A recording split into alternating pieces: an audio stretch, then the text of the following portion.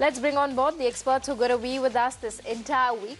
We've got Mandar Jamsandekar of Precision Technical Analysis, Ruchit Jain of Angel Broking, of Sher Khan. Gentlemen, thanks very much for joining in. And let's start off with your first individual calls for the day. And Mandar, let's talk about JSW Steel. There's just so much news brewing in the metals pocket.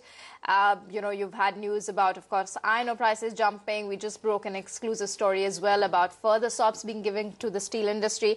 But purely in terms of technicals, how are the charts here shaping up? Good morning, Megha. For the last 3-4 months, this stock has been an outperformer. It's moved from those 850 levels to the current levels of 1200. Okay. It's trading in a nice uptrend. It is recently it broke at 1126, and the stock is displaying good strength. I think this should be able to take the price up to 1270 to 1300 levels, which is also the next resistance for the stock. And therefore, I have a buy in this stock with a stop loss at 1171 for a target of 1215 today. Okay, that's a call coming in on JSW Steel. A buy call there, and target price has been set out at 1215.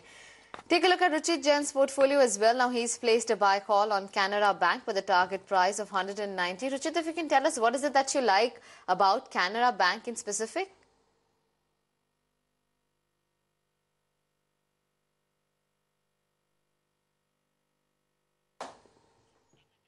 Okay, looks like Ruchit can't hear us. We'll try and fix that line. In the meanwhile, let's go across to Siddharth Sidani then and discuss his trading ideas. And what he has in his portfolio up first is an Emami with a target price of 1380. Siddharth, what is it that you like about Emami?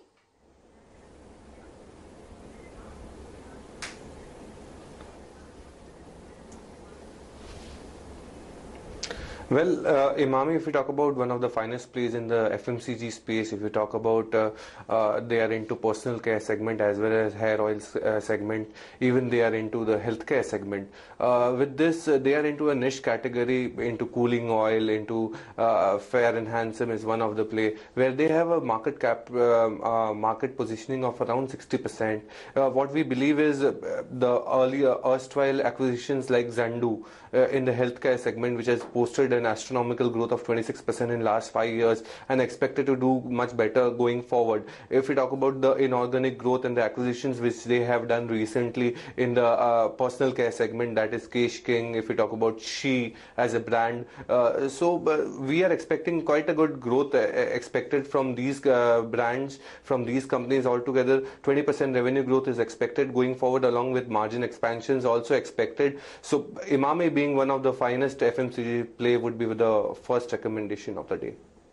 And a target of 1380, that's what we've got Siddharth setting out on Emami. Meanwhile, let's talk about chemicals players SRF. And Mandar, what's the reasoning behind picking the stock, or what you're seeing on the charts here? Basically this stock is a high beta stock, and the sentiment of weakness in which the stock was trading in for the last 2 months right now seems to be changing. On Friday, the stock broke a resistance at around 1185, and I believe it should now be able to move up higher to test levels of 1300 in this current momentum, and therefore I have a buy in this with a stop loss of 1179 for a target of 1245. Okay, let's discuss Inox Leisure then, and Siddharth has a pick on this one. Siddharth, you've placed a buy call on Inox Leisure, 307. Is this the only stock that you like from the media space, and what in particular do you like about Inox Leisure?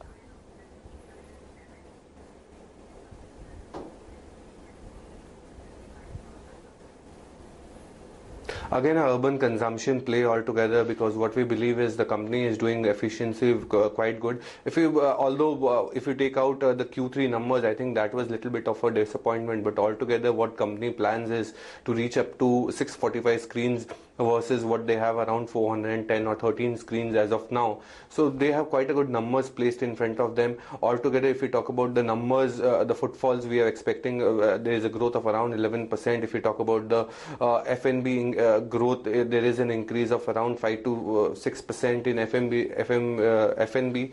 Ad revenue growth, we have seen quite a good 8 to 9% growth. So altogether, what we expect and what management also expects, and the commentary is coming by that FY17 and 18, they would see quite a good margin expansions going forward. Along with that, occupancy is also expected to improve going forward. With this, the kind of return ratios are stacked up, the kind of companies' growth potentials are there in the urban space. I think Inox Leisure seems to be quite a good pick for the second recommendation with a target of 307. And 1.25% up on an Inox Leisure. That's, of course, a slightly longer-term view as well, coming through on a longer-term target. Meanwhile, let me quickly highlight, some of the ideas that Richard had flagged off. First up was a Canara Bank on his list, where he recommends buying into for a target of 190, but keep in place a stop loss at a level of 180. And Canara Bank, like with a couple of other PSU names this morning, is not really having a good run. It's trading a bit soft in the session, off by almost 1%. Next up is Idea Cellular from the telecom space that Richard was working with. That was also a long call, a target for 109, with a stop being put at a level of 104. But the stock's not up to an awful lot this morning. But on that note, we'll take a quick break on the show, come back with lots more ideas on the other side.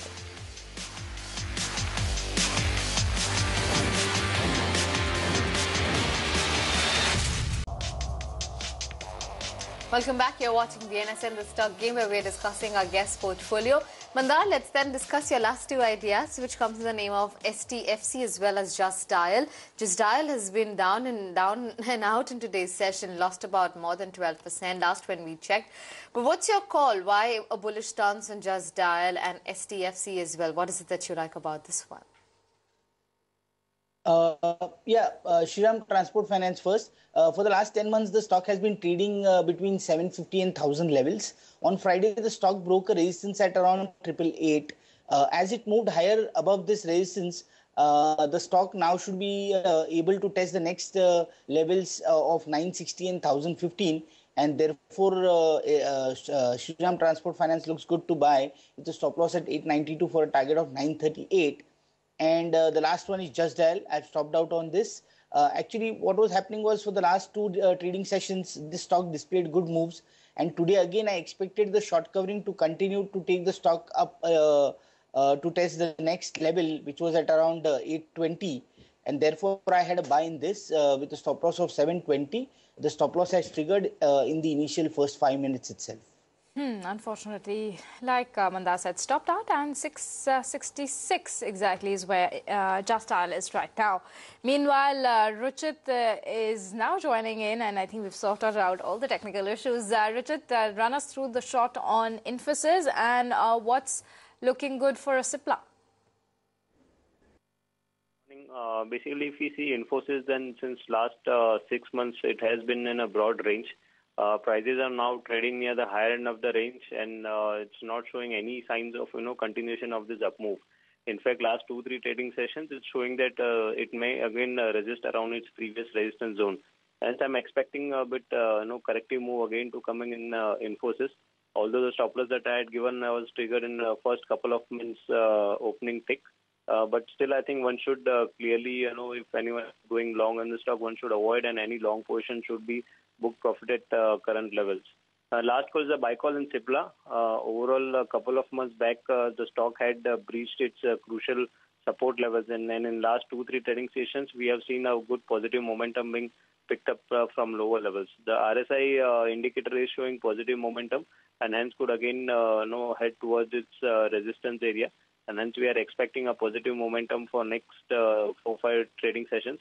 I'm not expecting any reversal in the uptrend, reversal of the trend, and the resumption of the uptrend, but it would be just a pullback rally, which traders can look to play out. Okay, that's a call coming in on Infosys as well as Cipla. Let's move on then and discuss Siddharth Sidhani's last two ideas. Hero MotoCorp, a buy call on this one as well as Ultratech. Hero MotoCorp and Ultratech. Siddharth, what is it that you like about the stock and your rationale behind going long?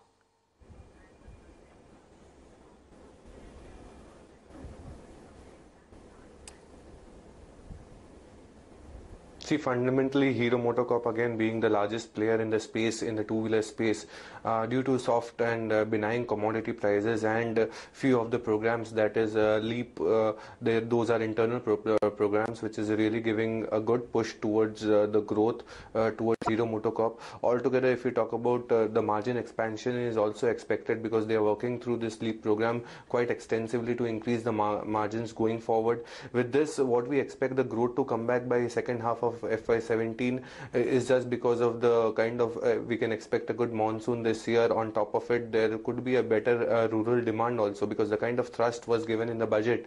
I think rural demand revival in the incomes also is possible.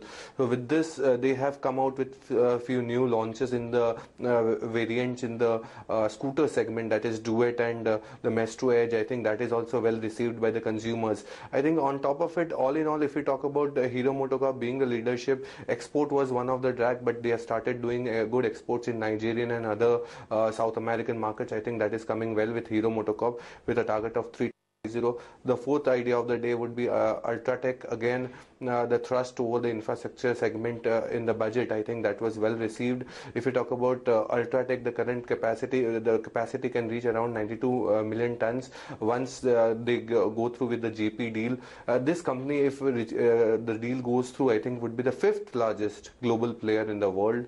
Right. It would be in the top 5. I think that is something quite strong statement by the company. What we believe is altogether Ultratech also with their capacities and with their EV per ton and the margins. Right. So all the positives lining up quite well for Ultratech, Sivan. Thank you so much, Siddharth, for that. And on that note, Mandar, Ruchita, as well as Siddharth, we'd wrap it up right here on the show. Thank you so much for joining in today. We look forward to having you guys back with us tomorrow. But it's a wrap on BNS in the Stock Market Sense up next.